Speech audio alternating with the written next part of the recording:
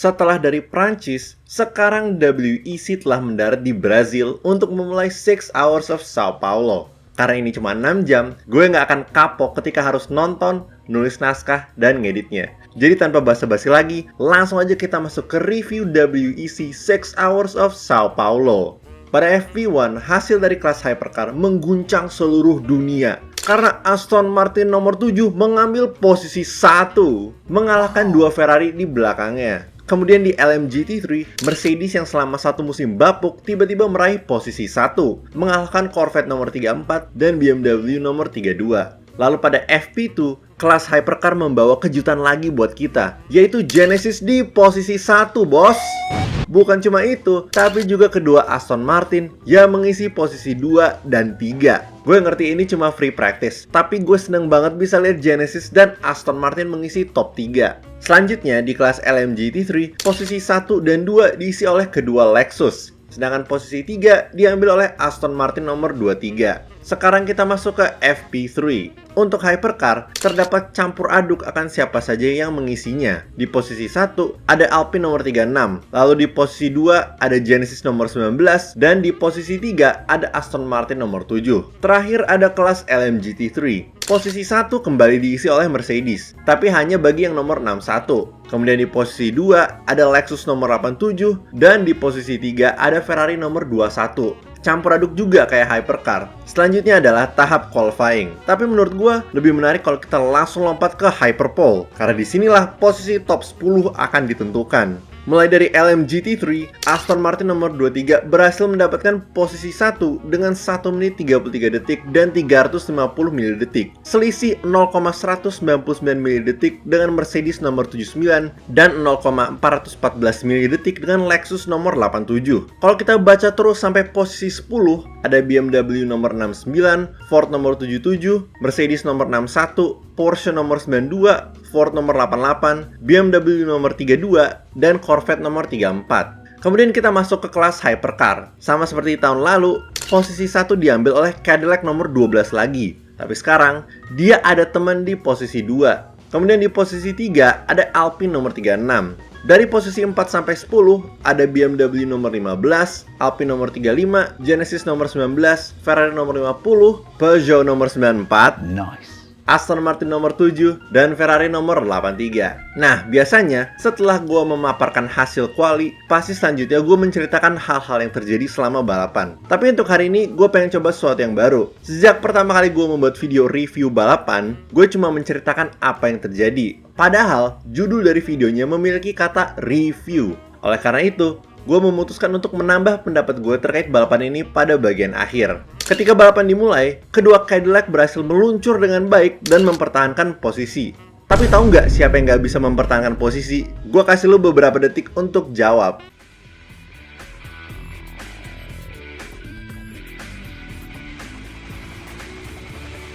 Jawabannya adalah Alpine nomor 35. Mulai dari posisi 5, terus langsung jatuh ke antah berantah. Perbedaannya kelihatan banget dari dua screenshot ini. Awalnya ada, langsung tidak kasat mata. Ada, gak ada.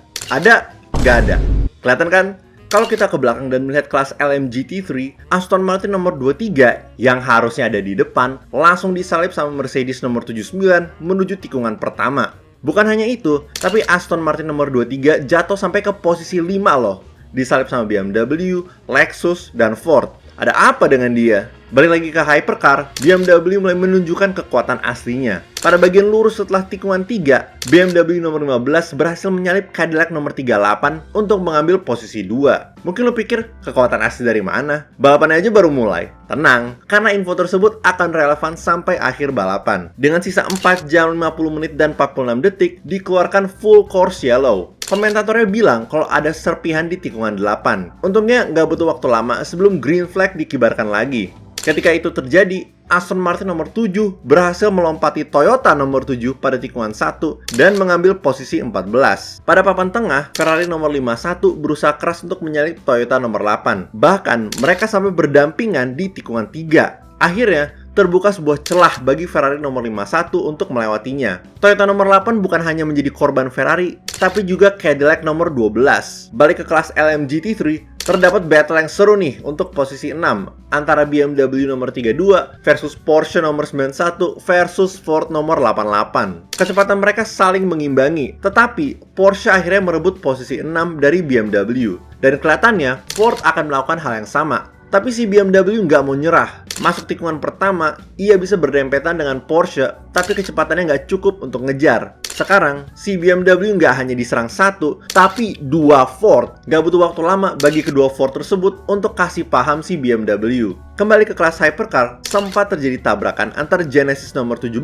dengan Toyota nomor 8. Hal tersebut memaksa si Toyota untuk kembali ke pit stop dan diperbaiki oleh para mekanik. Dengan sisa 3 jam 21 menit dan 40 detik, kita menyaksikan battle yang seru lagi di LMGT3 untuk posisi 5 antara Lexus nomor 78 versus Mercedes nomor 61. Dan kita sebagai penonton bisa melihat itu semua dengan full HD dari kamera BMW nomor 32. Masuk tikungan 1, Mercedes didorong oleh Lexus sampai keluar aspal. Tapi itu nggak menghentikannya dari membuntuti Lexus. Sayangnya, setelah keluar tikungan 4, si Mercedes kehilangan kendali dan muter ke belakang. Sekitar 2 jam kemudian di kelas hypercar, Ferrari nomor 51 mendapatkan modifikasi baru untuk lampu depannya. Loh, kok bisa? Setelah dia keluar dari pit stop, ia sempat kehilangan kendali karena bannya dingin dan menabrak papan iklan Rolex. Gue jadi keinget sama mobil LMP2 di Le Mans yang nabrak papan iklan Motul. Walaupun nggak separah itu ya. Balik lagi ke tengah sirkuit, BMW nomor 15 berusaha untuk menghadang Alpine nomor 35. Mereka sempat berdampingan menuju tikungan 10.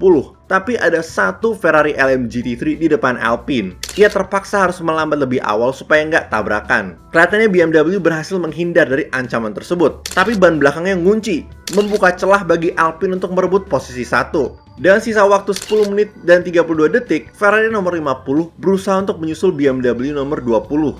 Ia melakukan dive bomb dan sempat berada di depan, tapi sisi kanannya kesenggol oleh si BMW. Otomatis ia berputar dan kehilangan kendali.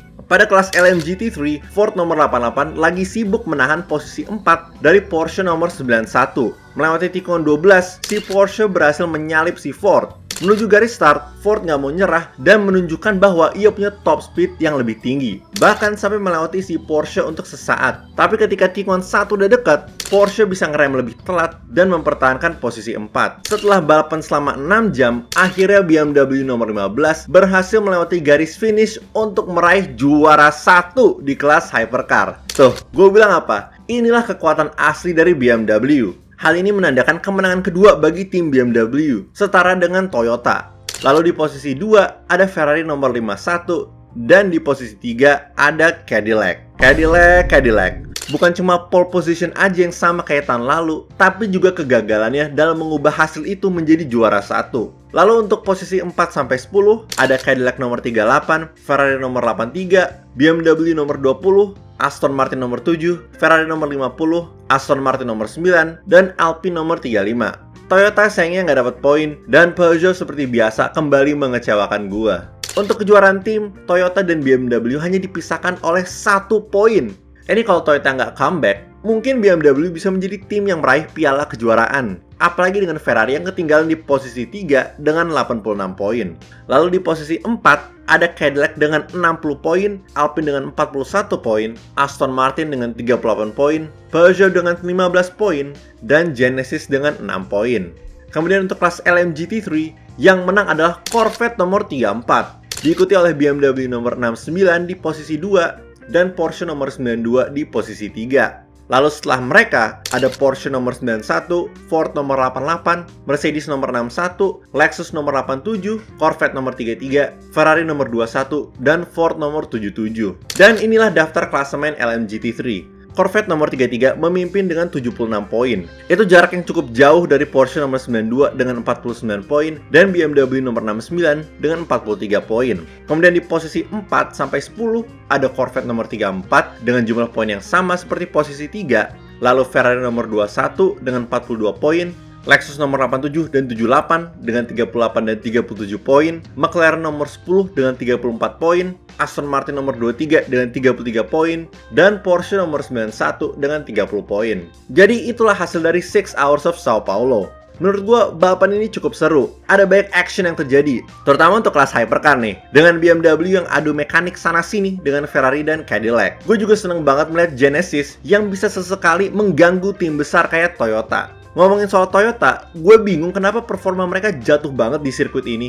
Bahkan mereka nggak bisa nyentuh top 5. Gue kira akan seperti Le Mans, di mana mereka mulai dari belakang dan secara perlahan akan naik ke atas sampai podium. Tapi ekspektasi gue ternyata nggak sesuai realita. Gue juga kecewa banget karena Peugeot, tim dukungan gue, gagal untuk mendapatkan hasil yang bagus lagi.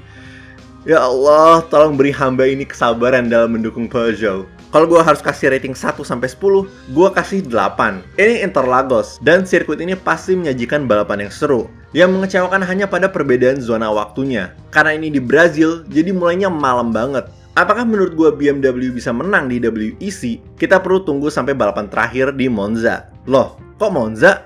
Itu karena balapan di Qatar dan Bahrain sudah dibatalkan gara-gara AS dan Israel nyerang Iran. Sebagai pengganti, 2 balapan terakhir akan berlangsung di Barcelona dan Monza. Oke guys, sampai situ dulu untuk video kali ini. Bagaimana pendapat kalian tentang 6 Hours of Sao Paulo? Apakah kalian juga suka? Kasih tau di kolom komen ya. Kalau kalian suka video kali ini, jangan lupa untuk like. Kalau nggak suka silahkan dislike. Dan kalau suka banget, kalian bisa subscribe dan pencet tombol join di bawah untuk menjadi member. Kalian juga bisa pencet tombol super thanks untuk mendukung gue secara langsung. Makasih banyak guys.